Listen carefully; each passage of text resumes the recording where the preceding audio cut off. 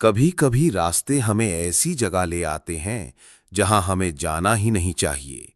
ऐसी जगहें जो देखने में तो खाली लगती हैं, मगर असल में वहां कोई ना कोई हमेशा मौजूद होता है। आज मैं आपको सुनाने जा रहा हूं राहुल और निहमी की कहानी, जिन्होंने एक पुरानी सुनसान होटल रॉयल रेजिडेंसी में रात गुजारी और फिर कभी लौटकर वापस नहीं आए।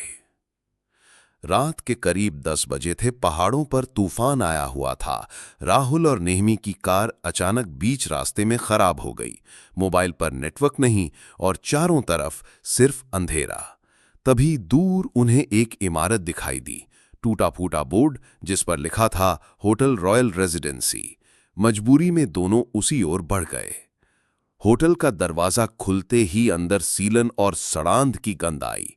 रिसेप्शन पर एक अजीब सा आदमी बैठा था, लंबा, दुबला, आंखें गहरी और आवाज बेहद धीमी। उसने कुछ पूछे बिना राहुल को एक चाबी पकड़ाई और बोला, कमरा नंबर 105 में रुक जाइए, लेकिन याद रहे आधी रात को खिड़की मत खोलना। राहुल और नेमी ने एक दूसरे को देखा, पर सवाल पूछने की हिम्मत नहीं जुटा पाए। कमरे तक जाते हुए दीवारों पर टंगी पुरानी पेंटिंग्स को देखकर निहमी कांप गई। उन पेंटिंग्स के चेहरे ऐसे लग रहे थे जैसे हर कदम पर उन्हें घूर रहे हों। कमरे में दाखिल होते ही दरवाजा अपने आप धड़ाम से बंद हो गया। राहुल ने हंसकर कहा कि शायद हवा होगी, मगर हवा तो खिड़की से ही आने लगी थी और साथ ही शुरू हुई ठक ठक ठक की दस्तक। नेहमी ने डरते हुए कहा, शायद बारिश की टहनियां होंगी, लेकिन दस्तक और तेज होती गई। तभी बल्ब झपकने लगा। पेंटिंग में बनी औरत की आंख से काला तरल टपक पड़ा। अचानक खिड़की अपने आप खुल गई और ठंडी हवा के साथ एक साया कमरे में आ गया। वो साया एक औरत का था। लंबे बिखरे बाल, चेहरा फटा हुआ, आंखें बिल्कुल सफेद।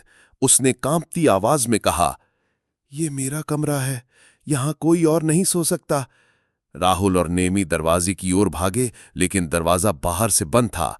वो साया धीरे धीरे पास आ रहा था। नेमी चीख पड़ी। अचानक पूरा कमरा अंधेरे में डूब गया।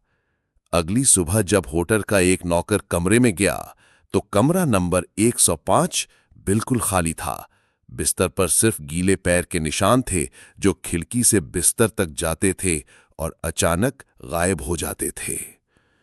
कहते हैं कि उस होटल में सालों पहले एक औरत की रहस्यमयी मौत हुई थी और तब से जो भी 105 नंबर कमरे में ठहरता है, वो कभी सुबह तक जिंदा नहीं निकलता।